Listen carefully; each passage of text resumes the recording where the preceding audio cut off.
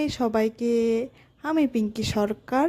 আপনাদের সবাইকে আমার নতুন ব্লগে অনেক অনেক ভালোবাসা ও স্বাগতম।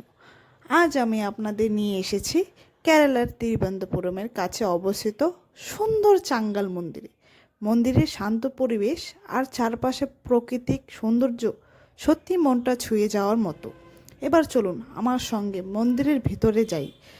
আমরা রাতে গিয়েছিলাম, তাই আপনাদের তেমন কিছু দেখাতে পারিনি। যতটুকু পেরেছি ততটুকুই দেখানোর চেষ্টা করছি।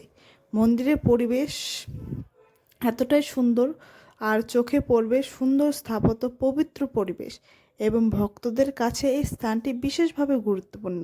মন্দিরের প্রতিটা কোণেই যেন একটা আলাদা আত্মাধিক অনুভূতি রয়েছে, কিন্তু সময় এখানে কাটালে মনটা সত্যিই অনেক শান্ত হয়ে যায়।